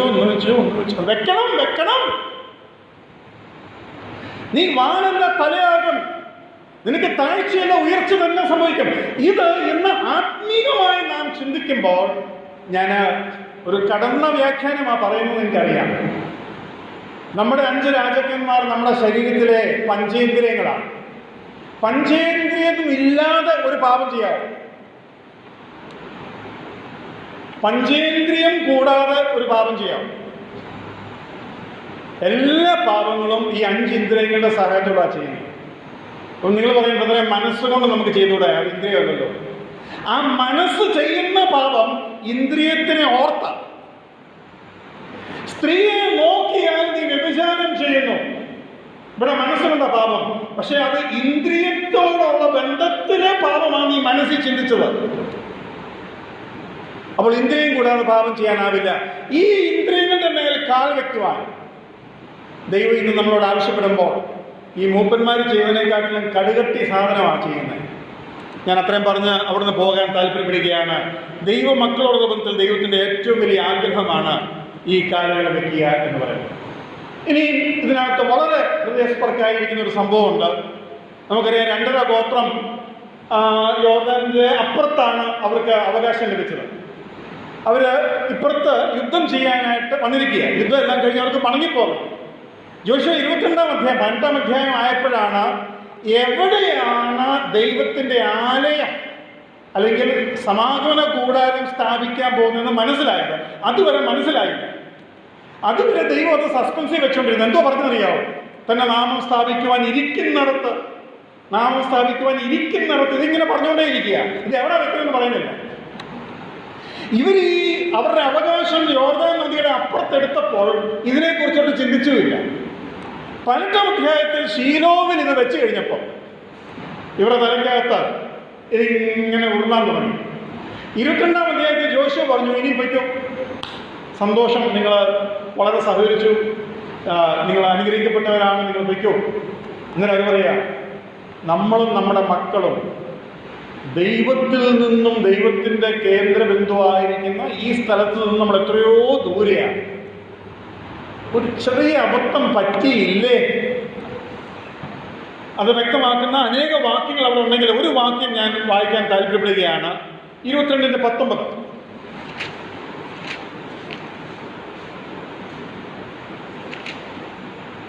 നിങ്ങളുടെ അവകാശ ദേശം അശുദ്ധം എന്ന് വരികയും യഹോവയുടെ തിരുനിവാസം ഇരിക്കുന്നതായ യഹോവയുടെ അവകാശ ദേശത്തേക്ക് കടന്നു വന്ന് ഞങ്ങളുടെ ഇടയിൽ അവകാശം വാങ്ങുന്നു. അവിടെ വ്യക്തമായിട്ട് പറയുന്നുണ്ട്, നിങ്ങളുടെ മനസ്സിൽ വന്ന ചിന്ത ഇതല്ലയോ എന്ന്. ഏതാ? ഒന്ന്, സമാധാനം ദൂരെ. രണ്ട്, നാളെ നമ്മൾ ദൈവത്തിൽ നിന്ന് ഇത്രയും അകന്നു പോകാനുള്ള സാധ്യത. മൂന്ന്, ഇത്രയും അകന്ന ഈ സ്ഥലം ശിലോവിന്റെ അടുത്തുള്ള സ്ഥലത്തിനെ താരതമ്യം ചെയ്ത് നോക്കുമ്പം അശുദ്ധമാണെന്ന് തോന്നും. അങ്ങനെ നിങ്ങൾക്ക്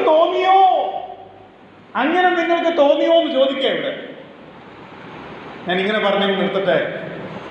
നമ്മുടെ പലരും തിരഞ്ഞെടുക്കുന്ന ജോലി, തിരഞ്ഞെടുക്കുന്ന ബിസിനസ് കൂട്ടുകാർ, തിരഞ്ഞെടുക്കുന്ന തൊഴിൽ, സ്ഥലം, ഇടം, ഇതൊക്കെ സമാഗമന കൂടാരത്തിൽ നിന്നും നമ്മെ അകറ്റുന്ന കാര്യം നമുക്കറിയാം. നമുക്ക് അഡ്ജസ്റ്റ് ചെയ്യാൻ പറ്റുമെന്ന വിചാരം.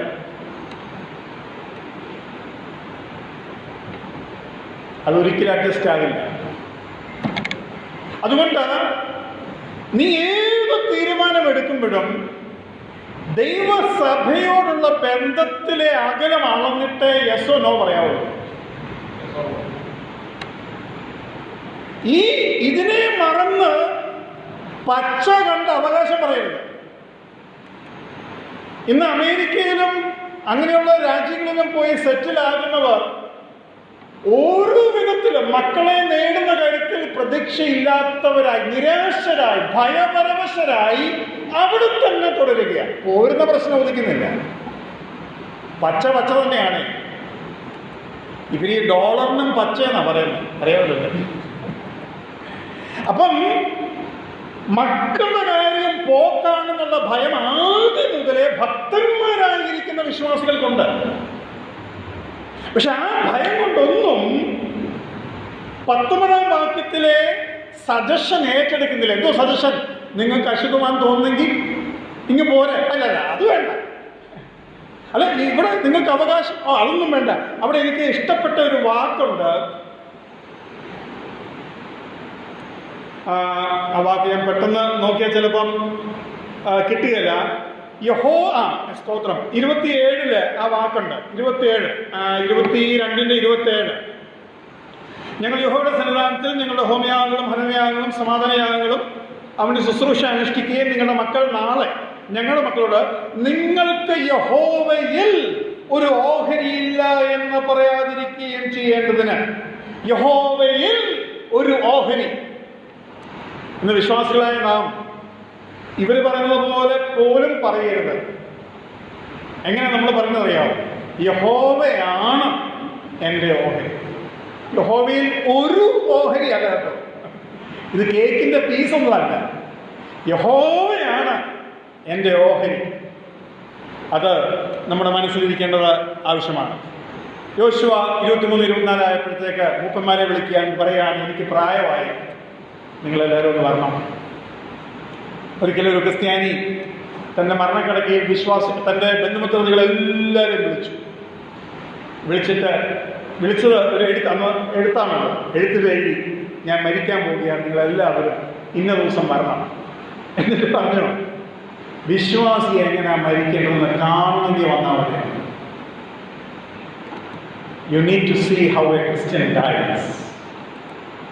യോശുവ ആ നിലയിൽ അവരെ വിളിക്കുന്നു, അവർക്ക് ചില കാര്യങ്ങൾ പറഞ്ഞു കൊടുക്കുന്നു. അവിടെ വെച്ചാണ് യഹോവയെ, ഞാനും എൻ്റെ കുടുംബമോ ഞങ്ങൾ യഹോവയെ സേവിക്കും എന്ന പദം നമ്മൾ പഠിക്കുന്നത്. അവിടുത്തെ കാര്യങ്ങൾ ഞാൻ അധികം പറയുന്നില്ല, നിങ്ങൾ ഇനി ധ്യാനിക്കാൻ ആ ഭാവത്തേക്ക് വരുമല്ലോ.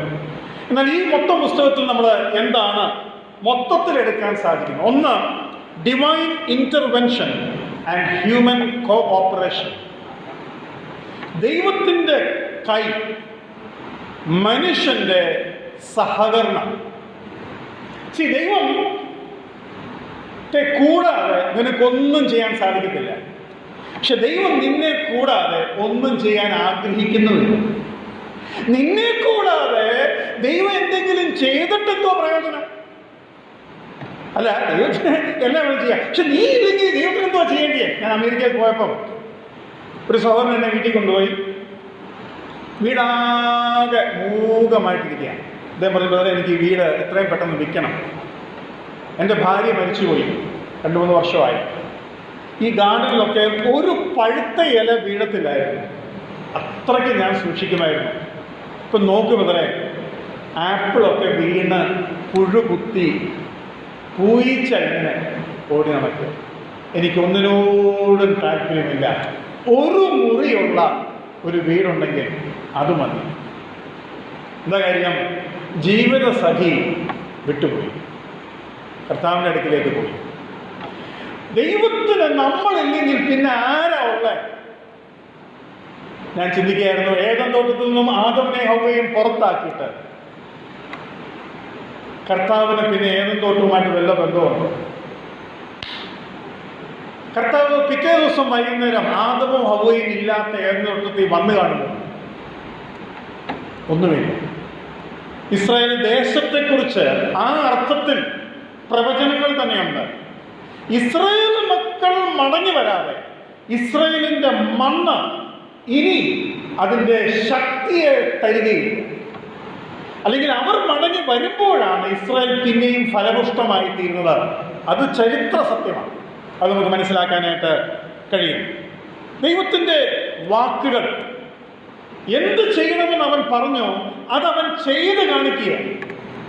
അവിടെയാണ് ഇമ്മാനുവേൽ എന്ന ആ അർത്ഥം ഉള്ള ആ കാര്യം നമുക്ക് ലഭിക്കുന്നത്. ഇമ്മാനുവേൽ എന്ന വാക്കിന്റെ അർത്ഥം നമുക്കറിയാം. എന്താ? ദൈവം, യഹോവ നമ്മുടെ കൂടെ, ഗോഡ് ഈസ് വിത്ത് അസ്. അതിനെ 4 വിധത്തിൽ പറയാം. ഗോഡ് ഈസ് വിത്ത് അസ് എന്നുള്ളതിന് 4 വിധത്തിൽ പറയാം. 1, God is with us.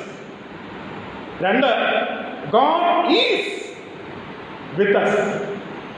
God is with us. God is with us. 4 അർത്ഥം കേട്ടോ. 4 അർത്ഥമാണ്. 4 നമ്മോട് കൂടെ. അസ് ഏറ്റവും അവസാനം പറഞ്ഞതാണ് ശരി, ഇമ്മാനുവേൽ. അപ്പോൾ ജോഷുവയുടെ തുടക്കവും അതാ പറയുന്നത്, ദൈവം നിന്റെ കൂടെ ഉണ്ടെങ്കിൽ. അപ്പോൾ ജോഷുവയുടെ പുസ്തകം മുഴുവനും പറയുന്നത് ഈ ധൈര്യം ആയിരിക്കണം നിന്റെ പങ്ക്. അങ്ങനെയാണ് നമുക്ക് മുമ്പോട്ട് പോകുവാൻ ആവശ്യമുള്ളത്. 2 ആറ്റിറ്റ്യൂഡ്. ഈ ആറ്റിറ്റ്യൂഡിൽ 1 ധൈര്യം, 2 അനുസരണം.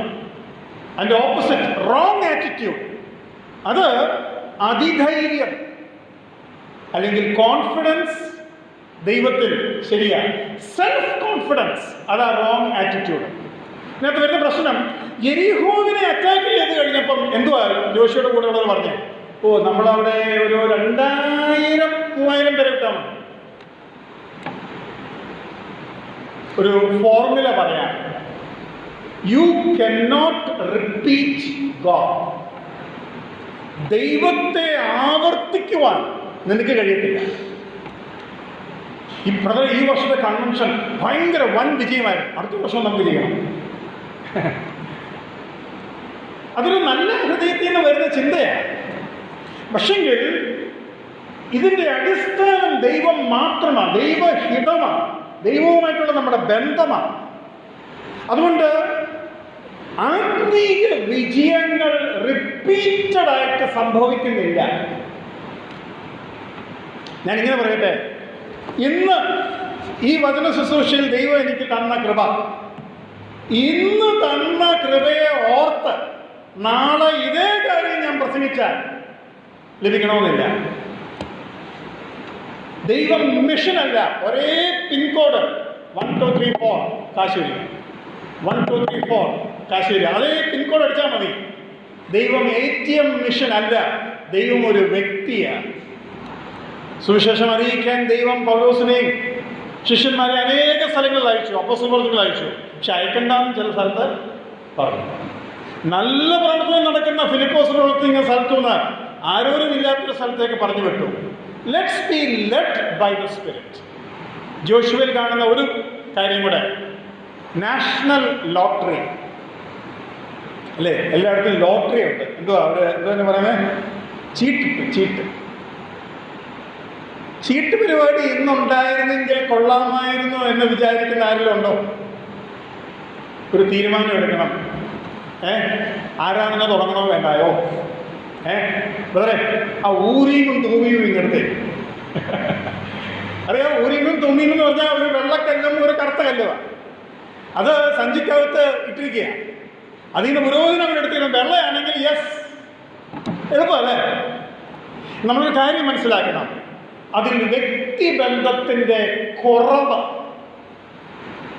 അപ്പനോടും അമ്മയോടും ഭാര്യയോടും ഭർത്താവിനോടും ഊറിയും തുമ്മിയും വെച്ചാണ് ചോദിക്കുന്നത്. ഹൃദയത്തെ മനസ്സിലാക്കാൻ പുതിയ നിയമ വിശ്വാസിയെ മണവാട്ടി എന്ന് വിളിച്ചത് ചുമ്മാതല്ല. പെട്ടകവുമായി പോയപ്പോൾ 2000 അടി ദൂരെ നിന്നോണാണ് പറഞ്ഞത്. അതുകൊണ്ട് പുതിയ നിയമത്തിൽ നമ്മൾ അങ്ങനെയല്ല ചെയ്യുന്നത്. അപ്പം പറയും ബ്രദറെ, അപ്പം പിന്നെ നമ്മുടെ മത്തിയാസിനെ തിരഞ്ഞെടുത്തോ? അത് പുതിയ നിയമം തുടങ്ങിയില്ല അന്നേരം. കാരണം പരിശുദ്ധാത്മാവ് അതുവരെ വന്നില്ല. പരിശുദ്ധാത്മാവ് നിങ്ങളെ സകല സത്യത്തിലും വഴി നടത്തും. പരിശുദ്ധാത്മാവ് വഴി നടത്താത്തടുത്ത് ഊരിയും തൂമിയും എടുത്തോളം പറഞ്ഞോ. പരിശുദ്ധാത്മാവ് നിന്നെ വഴി നടത്തുന്നില്ലെങ്കിൽ ലോകത്തിൽ ആർക്കും നിന്നെ വഴി നടത്താൻ കഴിയത്തില്ല. അതാണ് നമ്മളെ സഹായിക്കട്ടെ. ഞാനും എൻ്റെ കുടുംബമോ യഹോവയെ സേവിക്കും എന്ന് പറവാൻ, പ്രായോഗികമായി പറവാൻ, അവൻ്റെ വിലയെ കണ്ടുകൊണ്ട് ഭയത്തോടെ കർത്താവിൽ ആശ്രയിച്ച് ദൈവം നമ്മെ സഹായിക്കട്ടെ. ദൈവം നാമം നോക്കുന്നു.